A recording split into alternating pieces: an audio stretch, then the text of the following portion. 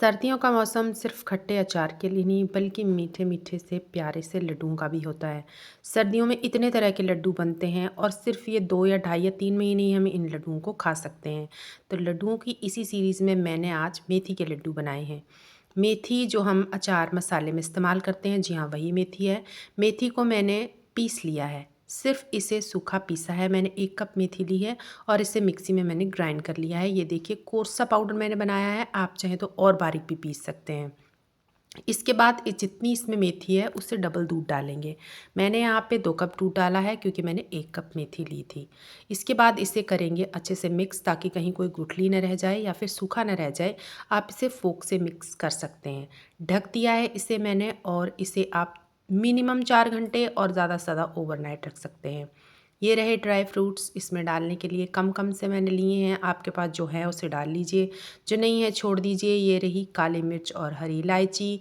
यहाँ पे मैंने लिए हैं बादाम, आधा कप के करीब काजू है, और सौंठ पाउडर है, मखाना है, और सबसे इम्पॉर्टेंट चीज़ जो इसमें डलेगी वो है ये अश्वगंधा चूर्ण और साथ ही शतावर चूर्ण। अगर आप लेडीज़ के लिए, ख़ास तौर से वो अगर 18 प्लस हैं उनके लिए बना रहे हैं, तो ये 2 पाउडर डालने बहुत ज़रूरी हैं। नेट पे सर्च करके देखिएगा, इसके बहुत फ़ायदे मिलेंगे। यहाँ पे ओमेगा 3 को पूरा करने के लिए मैंने पम्पकिन सीड लिए हैं, थोड़ी सी मैंने अलसी भी डाली है, और ये रहे 4 मखाने जिसे हम बोलते हैं वो वाले बीज, और थोड़ी सी खस। सारी चीज़ों के साथ घी तो हमें चाहिए। अब मैंने सारा कुछ ड्राई रोस्ट किया है। होता क्या है कि जब हम सर्दियों में लड्डू बनाते हैं ना, तो घी में भूनने से हर बर्तन ख़राब हो जाता है। यहाँ पे मैं इसे ड्राई रोस्ट कर रही हूँ, ज़्यादा घी मैंने इसमें नहीं डाला है। सिर्फ मैंने सारी चीज़ों को एक साथ मिला लिया है, मखाने को छोड़ के। इन्हें मैं बिल्कुल हल्की फ्लेम पे भून रही हूँ, ताकि सिर्फ इनका कच्चापन जाए, क्रंच आ जाए, और जब आप इसे खाएँ तो आपको स्वादिष्ट लगे। ये देखिए मैंने इसे भून के निकाल लिया है। अब इसमें हमारे किसी भी प्लेट में घी नहीं रहेगा। मखाने भी मैं ड्राई रोस्ट करूँगी, इतने कि इस तरह से क्रंच करके वो टूटने लगें। मखाने भी मैंने ड्राई रोस्ट ही किए हैं, घी नहीं डाला है। और चट चट करने तक आपको अलसी भी पका लेनी है। जब इस तरह से ये कढ़ाई से छलांगे लगाने लगे, आप समझ जाइए अलसी भुन गई है।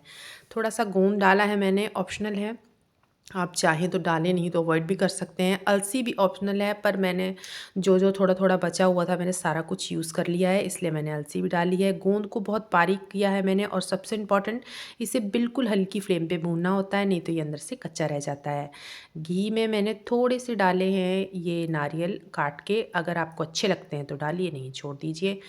सारी चीज़ों को मैं जार में डाल रही हूँ। इसमें मैंने सौंफ भी डाली है थोड़ी सी, ताकि खुशबू अच्छी आए। काली मिर्च ज़रूर डालिएगा, और इलायची पाउडर से भी इसमें अच्छा फ्लेवर आता है। ये रहा शतावरी और ये रहा अश्वगंधा, दोनों चीज़ों को मैंने इस्तेमाल किया है। इन चीज़ों को प्री और पेरीमेनोपॉज़ दोनों में डाला जाता है। अगर आप किसी भी मेंस्ट्रुअल प्रॉब्लम से जूझ रहे हैं तो भी डालिए।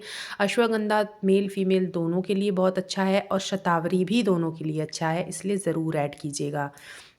जो बच्चे मसल्स का काम करते हैं या फिर जो जिम जाते हैं, उनको भी ये ज़रूर खाना चाहिए। ये मिथ है कि इसे लेडीज़ खाती हैं, जेंट्स के लिए भी ये बहुत अच्छा काम करता है। सारी चीज़ों को मैंने मिक्स कर लिया है। आप चाहें तो यहीं घी डाल के लड्डू बना सकते हैं, लेकिन अब देख लेते हैं अपनी मेथी के हाल। ये देखिए मेथी कितने अच्छे से फूल गई है। अभी हमें इस मेथी के साथ और भी बहुत कुछ करना है, तो उससे पहले चलिए कर लेते हैं अपना दूसरा काम, जिसमें कि मैंने मेथी को थोड़ा सा हिला दिया है, और यहाँ पे मैंने आटा भून लिया है। आप आटे की जगह बेसन ले सकते हैं। यहाँ पे मैंने आधा बाजरा आटा और आधा कप बेसन लिया है। दोनों चीज़ें 1 कप मिला के हुई हैं, क्योंकि 1 कप ही मैंने मेथी ली है। घी की क्वांटिटी थोड़ी सी यहाँ ज़्यादा रखनी है, क्योंकि बाकी किसी चीज़ में हमने घी इस्तेमाल नहीं किया है, तो यहाँ पे घी थोड़ा खुला डालना पड़ेगा। ये रही किशमिश, ये डाली है पॉपी सीड्स, और थोड़ी सी इसमें मैंने डाली है सौंफ। ये सारी चीज़ें मैं आटे को, जब अच्छी तरह से आटा भून जाएगा ना बुलबुले आने तक, तब इसको बीच में मिक्स कर दीजिए। आटे को भूनना बहुत ज़रूरी है। अगर आटा कच्चा रहेगा तो लड्डू अच्छे नहीं बनेंगे और ख़राब भी हो जाएंगे। तो यहाँ पे मैंने सारी चीज़ें को डालने के बाद यहाँ डाल दिया सौंठ पाउडर। आप 2 चम्मच भी डाल सकते हैं, मैंने 1 बड़ा चम्मच डाला है। सारी चीज़ों को मिक्स करेंगे। जब गरम गरम घी और आटे में आप सौंठ पाउडर डालेंगे ना, तो खुशबू बहुत अच्छी आएगी।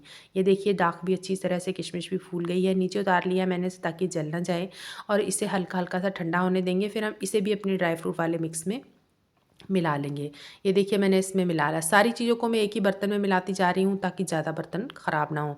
यहीं पे आप इसमें शक्कर डाल के लड्डू बना सकते हैं, लेकिन क्योंकि हम मेथी के लड्डू बना रहे हैं, इसलिए मैं इसमें मेथी भी ऐड करूँगी। जिसमें मैंने आटा भूना था उसी में मैंने थोड़ा सा घी डाला है, और ये जो मेथी है इसे हम पूरा इसमें डाल देंगे।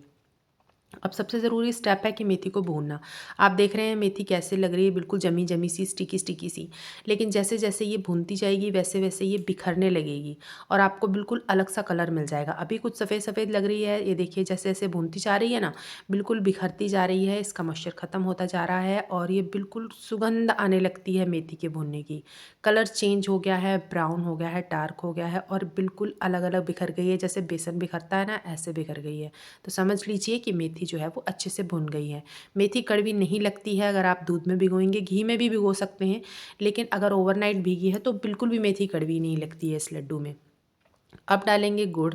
1 चम्मच मैंने घी लिया, उसमें डाला है गुड़। वैसे तो मैं गुड़ कम ही लेती हूँ, मीठा मैं कम पसंद करती हूँ लड्डुओं में, लेकिन मेथी के लड्डू में थोड़ा-सा ज़्यादा मीठा डालना पड़ता है ताकि उसका हल्का-हल्का कड़वापन बैलेंस हो सके। इन चीज़ों को कर लेंगे मिक्स। ये देखिए मैंने मेथी भी इसी में डाल लिया, आटा, मेवे और मेथी मैंने सब कुछ एक ही बोल में मिक्स किया है, ज़्यादा बर्तन गंदे करने ही नहीं है। उसी कढ़ाई में मैंने डाला है ये, देख लीजिए किस तरह से मेल्ट हो गया है। चाशनी तो हमने नहीं बनानी है क्योंकि घी डाला था तो ये कढ़ाई नहीं पकड़ रहा है।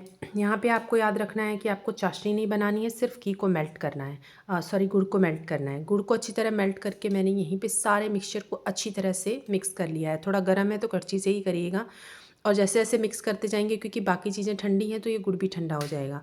बस अब आप छोटे छोटे लड्डू बना लीजिए। लड्डू का साइज़ थोड़ा छोटा रखिएगा क्योंकि मेथी के लड्डू जो होते हैं वो बहुत ज़्यादा गर्मी के उसमें होते हैं, तो वो ज़्यादा नहीं खाए जाते। आप एक ही लड्डू खा पाएँगे 1 दिन में। और अगर आपको बीपी की शिकायत है तो बिल्कुल एक ही खाइएगा और अगर बीपी की शिकायत नहीं है तो आप सुबह-शाम 1-1 लड्डू खा सकते हैं। ये लड्डू एक दवाई की तरह बनते हैं जोड़ों के लिए और आपके पेट की किसी भी बीमारी के लिए। जैसे आपको मान लो पेट में हल्की मरोड़ रहती है या फिर आपको ऐसा लगता है कि सर्दियों में आपका पेट ज़्यादा ख़राब रहता है, तो आप ये लड्डू खाइए, आपका पाचन बहुत अच्छा हो जाएगा। साथ ही ठंड की बीमारियों से तो ये चीज़ें बचाती हैं क्योंकि इनमें बहुत अच्छे अच्छे तरीके के मेवे डले हुए हैं। सारे लड्डू बहुत ईज़िली बन जाते हैं, लास्ट तक इनमें बाइंडिंग रहती है, बिल्कुल मेहनत नहीं करनी पड़ती है। देखिए लास्ट तक मैं आपको दिखा रही हूँ, लड्डुओं में अभी भी बाइंडिंग है। कितने बढ़िया लड्डू बनकर तैयार हुए हैं। सर्दियों में अलग अलग प्रकार के लड्डू बना के खाइए और अपनी सेहत का ख्याल रखिए। किसी भी तरह की क्वेरी के लिए आप मैसेज कर सकते हैं या फिर कमेंट छोड़ सकते हैं। इसी तरह की हेल्दी हेल्दी रेसिपीज़ को जानने के लिए बने रहिए दलजीत कुकिंग के साथ। खुद भी सब्सक्राइब कीजिए, औरों को भी सब्सक्राइब करने के लिए कहें, लाइक करें, शेयर करें, कमेंट्स करें और बने रहे इसी तरह मेरे साथ। आप सबका वीडियो देखने के लिए बहुत बहुत धन्यवाद और एक बार फिर से एक नई वीडियो के साथ मिलते हैं। तब तक कीजिए आप मेथी के लड्डुओं को एंजॉय और बताइएगा ज़रूर आपने बनाए तो लड्डू कैसे बने थे। Take care, bye bye.